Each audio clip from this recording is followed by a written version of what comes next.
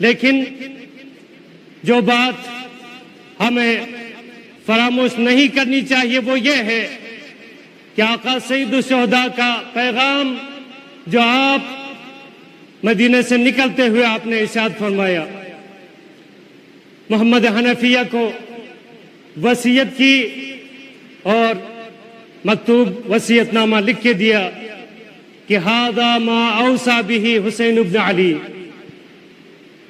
یہ وہ مکتوب ہے جس کی حسین ابن علی وصیت کرتا ہے، انی لم اخرج عشرا ولا بترا ولا مفسدا ولا ظالما بل انما خرجت لطلب الاصلاح في امة جدي اريد ان امر بالمعروف وانهى عن المنكر واسير بسيرة جدي وابي علي بن ابي طالب صلوات الله وسلامه عليه۔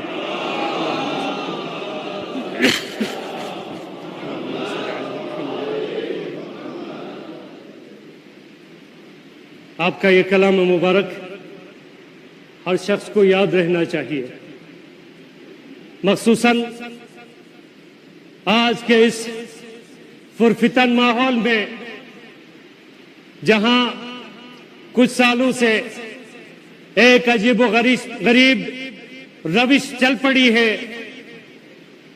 ایک عجیب ماحول پیدا ہوا ہے، چاہے اہل سنت کے ہاں چاہے ہمارے ہاں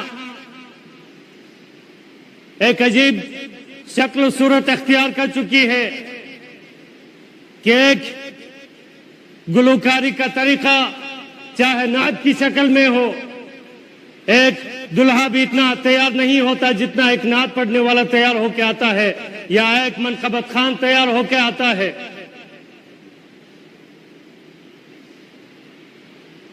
جتنے بھی مراثی ہیں وہ سب ایک کاروبار کے طور پر ایک صنعت کی شکل اختیار کر چکی ہے۔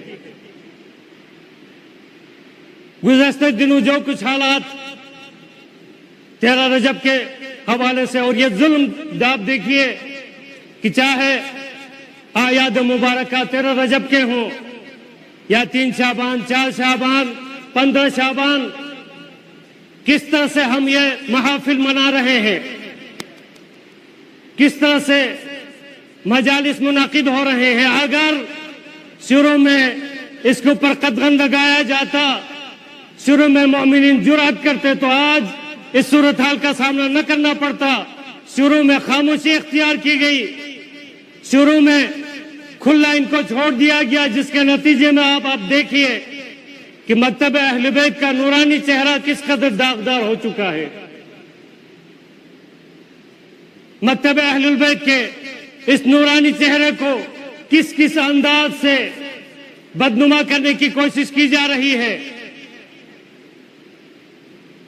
خدا کا خوف نہیں ہے انہیں، جن کی کوئی اوقات نہیں تھی، کوئی حیثیت نہیں تھی، اسی ذکر نے آج ان کو اتنا بلند کیا کہ کوئی ان کو جانتا نہیں تھا۔ آج شہرت و دولت و عزت سب کچھ انہیں مل چکی ہے، لیکن اس کے باوجود جن کے نام کی وجہ سے آج جس مقام پر کھڑے ہیں ان کا احترام نہیں ہے۔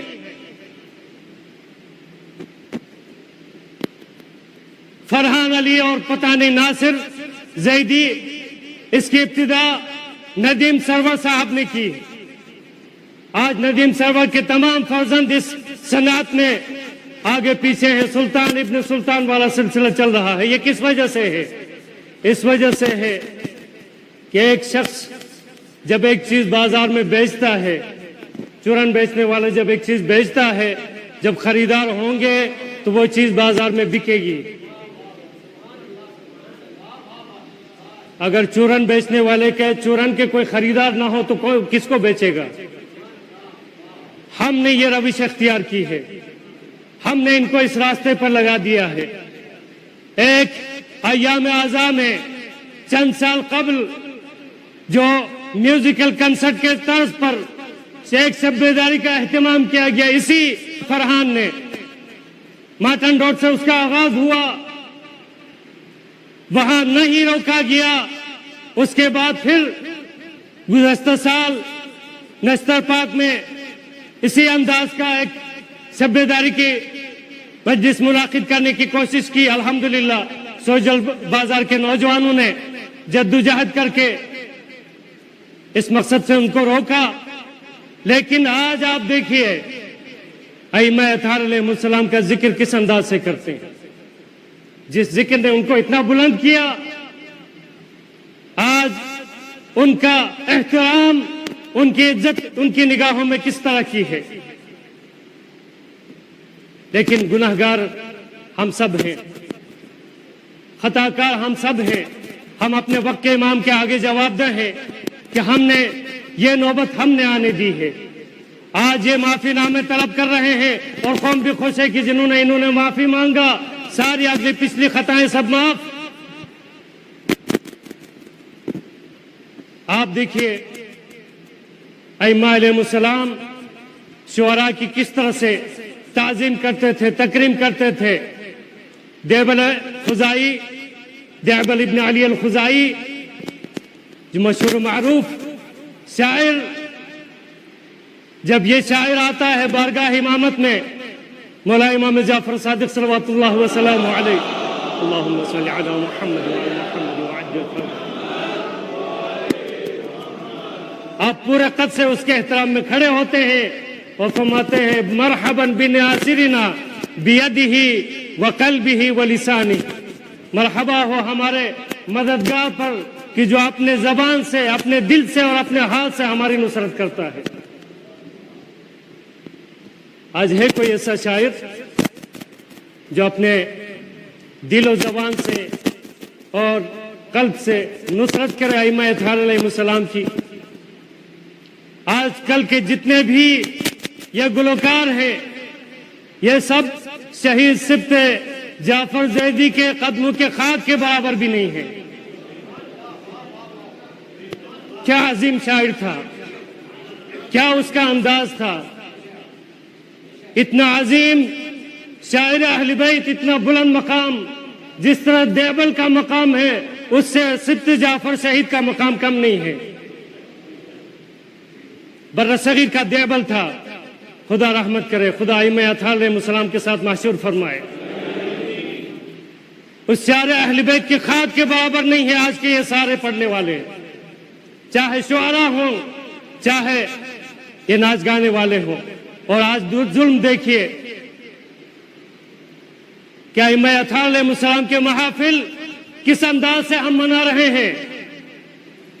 پوسٹر لگائے جاتے ہیں کہ جو بدنام زمانہ ناچنے گانے والیاں ہیں، اور نیچے لکھا جاتا ہے زیر سرپرستی قائم آل محمد. نعوذ باللہ. کس طرف جا رہے ہیں آپ؟ کس طرف جا رہے ہیں؟ کیوں آواز نہیں بلند کرتے؟ مخلوط رقص و گانا ائمہ اطہار علیہ السلام. آپ مولا امام موسیٰ کاظم صلوات اللہ وسلم علیہ، اللہم صلی علی محمد وعجل فرمائے. آپ کے شہادت کے ایام ہے. پچھلے دنوں میں آپ نے یقیناً ان کا سیرت کا مطالعہ کیا ہوگا، علماء سے سنا ہوگا کہ جب ایک چاہنے والا آپ کو زندان سے نکال کر ایک قصر میں آرام دینے کی غرض سے آپ کو رکھتا ہے تو رات بھر آپ پوری رات تکلیف میں گزارتے ہیں. کہتے ہیں کہ اس گھر سے وہ زندان زیادہ بہتر تھا. کیوں؟ اس لیے کہ گھر سے پوری رات گانے کی آواز آ رہی تھی. جس امام کو ناچ گانے سے اتنی تکلیف ہو، ائمہ اطہار علیہ السلام کو اس قدر شدید کراہت ہو، آپ انہی کے نام پر انہی کا ذکر کر کے ناچ گانے کے طرز پر آپ منقبتیں پڑھتے ہیں، مدح خوانی کرتے ہیں. اگر یہ ہدایت کے قابل ہے تو خدا انہیں ہدایت دے، اگر ہدایت کے قابل نہیں ہے تو ان کے شر سے ہمیں نجات عطا کرے.